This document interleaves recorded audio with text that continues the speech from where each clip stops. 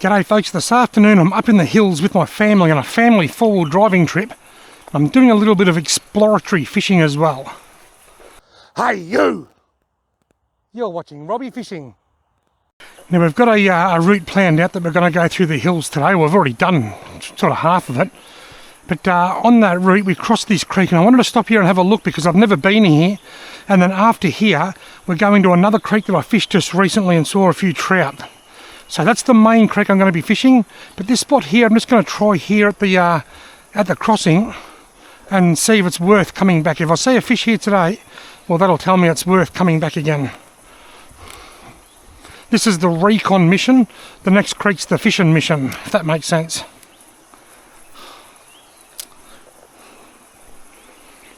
Oh, something touched that then.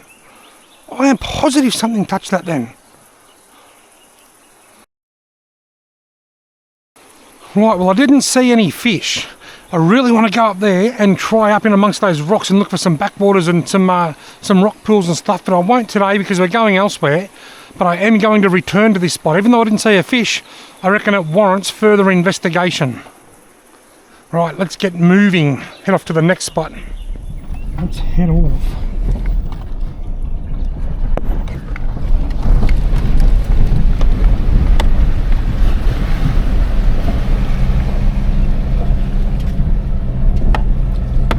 Well, I've just come up from the creek where I didn't see any fish. A bit of a four-wheel driving tip. If you're coming down a steep hill and you're riding your brakes and your brakes are getting hot, and then you get to a creek crossing, it's always a good idea just to pull over for a few minutes and let your brakes cool down a little bit before you enter the water. Otherwise you risk damaging your brakes.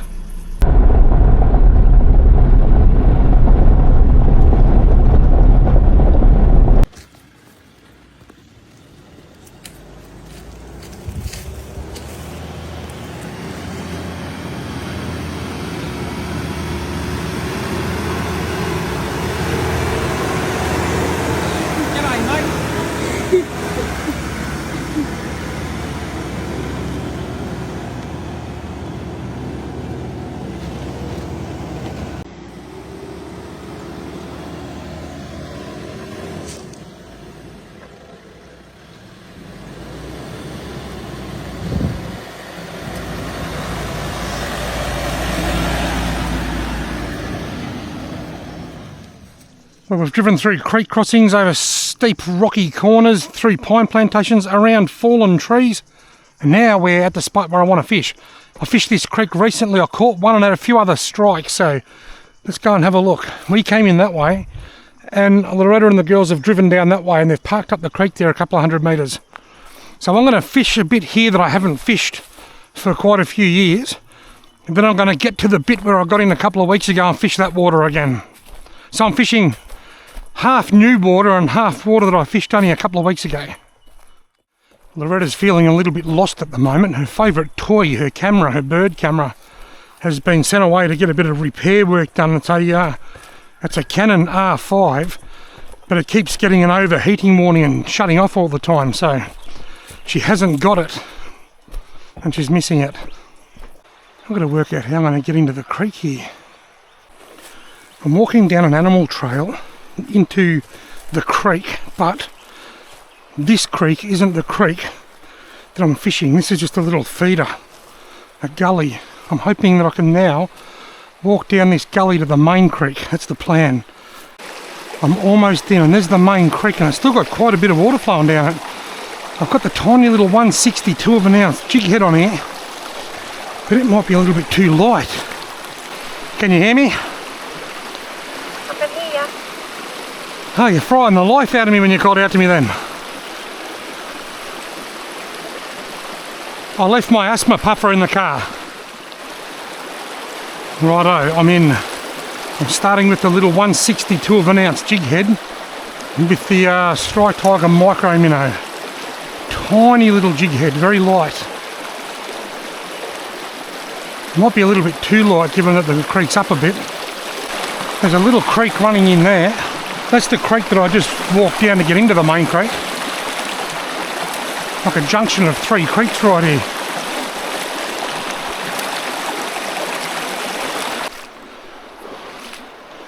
You'd think there'd be a fish in there, wouldn't you? Oh, got him. There was a fish in there. Ha, I'm on the board. It's a brownie. Yep. I'll get a photo of him. Lovely little brown trout.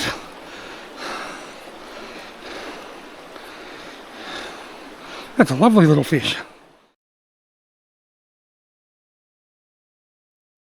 Beautiful little brown trout. See you later, mate. Let's put it underwater. Big on. Awesome. I'm on the board.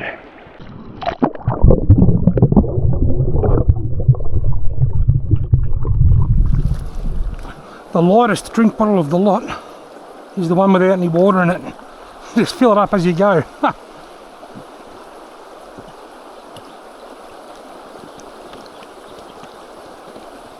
Now, because my camera was underwater, the audio might be a bit weird. There might be water in the microphone for a while. Anyway, I caught that on the Strike Tiger Micro minnow in olive pepper colour with their new 1/64 of an ounce jig head. It's a very small jig head, but because it's so small I can fish it really slowly. And something's following that. There he is, he just hit it. He's still following it. Wow, 2 in the 1 hole. Yeah, because the jig head is, the idea of a really small jig head is so that I can fish it really slowly and just give the chance, a trout a good chance to open up their mouths and inhale.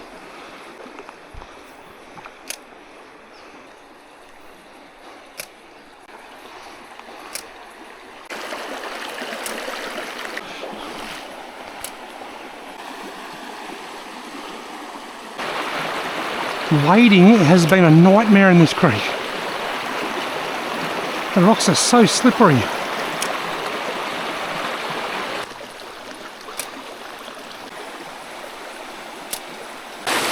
Wading is very tricky in this creek.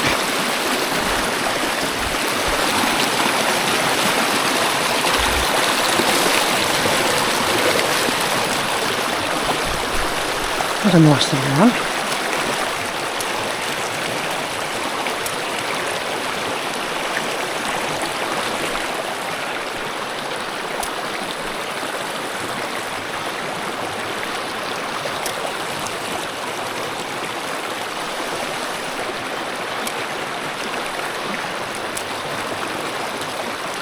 Oh, fish hit that then. I just had a strike. Small fish, very small fish. Might change colour, I think. Right, I've changed. I've same plastic, the micro minnow, but I've gone to the black caviar colour. Thinking something a bit darker. I don't know, the blacks have always worked well for me. Black and gold is my favourite, but I've ran out. I've got to get some more. Black and gold is my favourite micro minnow, and black and red is what I've got. Look at this succession of pools along here. Surely there's got to be at least one hungry trout sitting in here somewhere. I thought I saw a flash of colour behind my lure there then. Oh, got him. Oh, he's still after it. Got him. He hit it as soon as it hit the water. The moment that lure hit the water, that trout came and grabbed that, and he didn't hook up, and then he followed it down and hit it 2 or 3 other times. This is what I mean when I say they're climbing all over it. And what that means is that they're hitting it hard, they're not just pecking at it.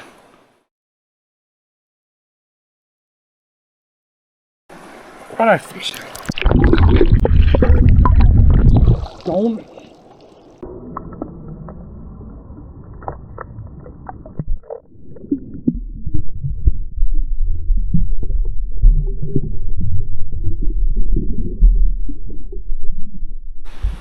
Wow, that's 2 on the board. I'm stoked. I'm so happy. I'm having a great little session. I'm having a wonderful day with my family. I've got the 2-way radio in my bag just in case something went wrong. And Loretta's only just up around the corner here. And she called out to me a minute ago and I bloody jumped that high. Middle of nowhere, all of a sudden there's a lady's voice because the radio's on in my bag. I love this. I just cannot get enough of this. This is where my heart is, up in the high country. Green grass and clear water, trout fishing. Love it. Love it. Oh, got him! He grabbed it just as I was lifting it out of the current. Just about to lift it out. I've just wet my hands. It's a little rainbow. Just about to lift the lure out of the water. Oh, typical rainbow. He's gonna. Browns are so much easier to photograph.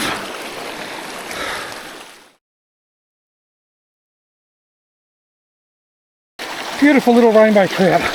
See you later, mate. I just cast it in the back of that pool and moved it about 1.5 meters. I was just about to lift it out when he grabbed it. Where this sun is shining up here, that's where I got in a couple of weeks ago. I'm going to refish that stretch. You may have seen that video. I only caught the one, but I had quite a few follows, and I was sort of recovering from sciatica, and I was really proud of myself for having walked that far. Now I'm walking a lot further than that now, but you may recognise the water when I get there. This is where I started last time I fished this creek. I got in right here. Oh, there's a touch. Oh, and I hit it again. He's still following it. There he goes. I don't know where he went. There's a giant caterpillar under the water there. Look at that.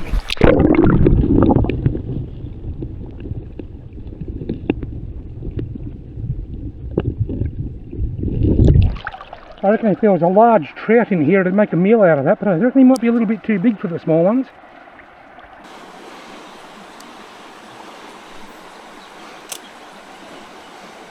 Got him! Fish number 4. Look at the size of him. Tiny little brown. I don't care that they're small. The first one was a nice fish, and they've been getting progressively smaller, but that's okay by me. I'm just having fun catching them.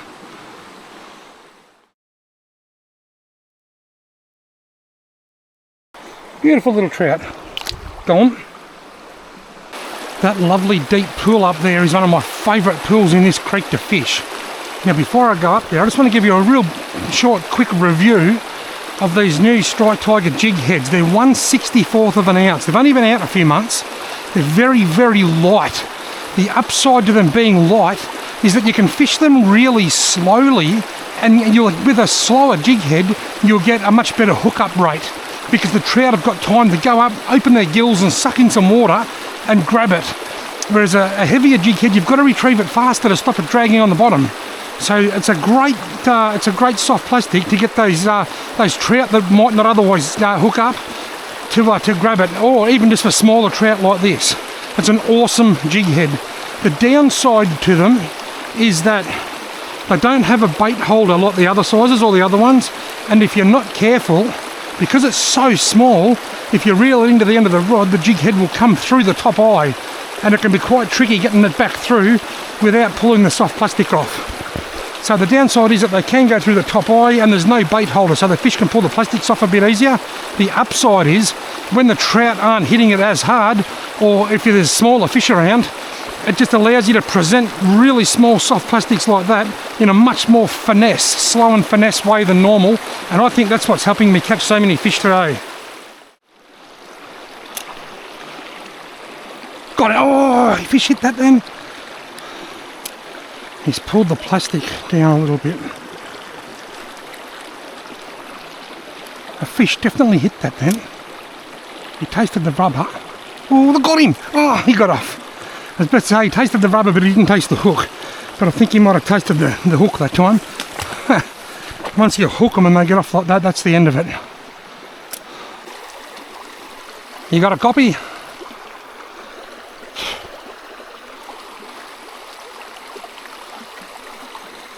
Can anybody hear me? What? I'm just about to fish the last pool, so I'll be walking back in about 10 minutes or so. Okay. Right. This is the hole where that big branch fell down last time I was here. When I was walking up past where I started, right past the car, the girls came down and Loretta came down. Oh, got him! Yeah! Beauty! Nice little brownie.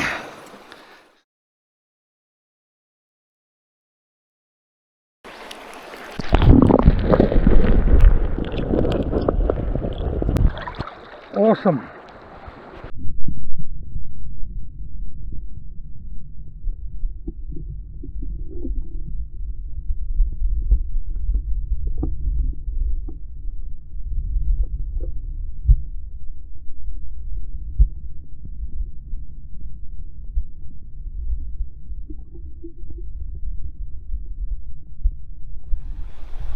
Now, unless I can catch another fish in this same hole, that will probably be the last fish.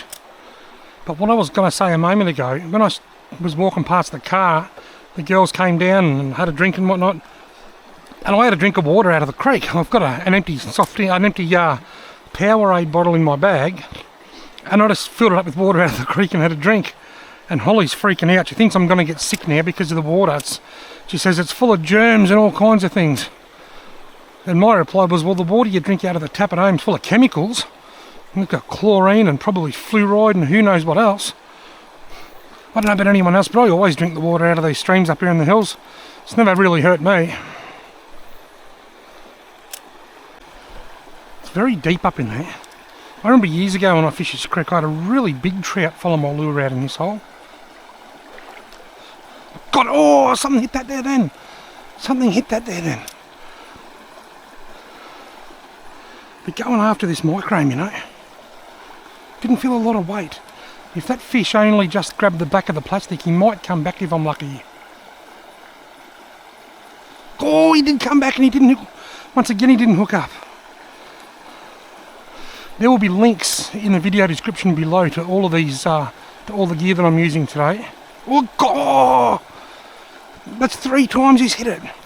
This is one of the best things about soft plastics, because they're soft and quite natural looking. Trout will often come back and hit them a few times. Sometimes they'll hit, oh, and again there's 4. Sometimes they'll hit them, 6 or 7 casts in a row and eventually get hooked up. Sometimes they just hit once and then you never see them again. It all depends how well they're biting. But this one's just hit it 4 casts in a row. That might be the end of him, I reckon. Gee whiz, that's a deep hole. Look how deep it is. Wow. Have a look in the middle of the circle on the screen and you'll see a little trout sitting there. I had no idea that fish was there until I went to edit this video. When I put the camera underwater, I couldn't see that fish. It may have been the fish that I caught and released, or it may have been the other one that followed and hit a few times. I'm not sure. All I know is that when I put the camera underwater to film this scene, I couldn't see this fish.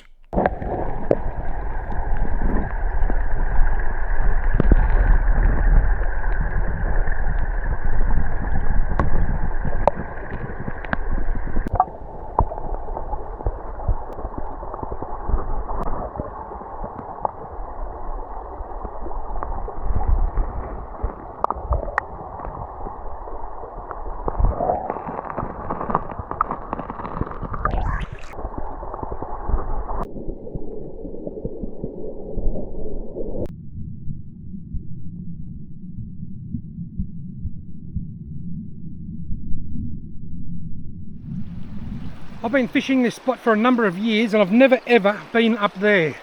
I can feel an adventure coming on. Folks, I have had an absolutely awesome time. This has been probably my favourite trout fishing session this season. The water's perfect, the air's perfect, I've got my family with me. It's just been a great afternoon, 4-wheel driving up in the hills, and now we're going to drive out as it starts to get dark. Thank you all very much for watching.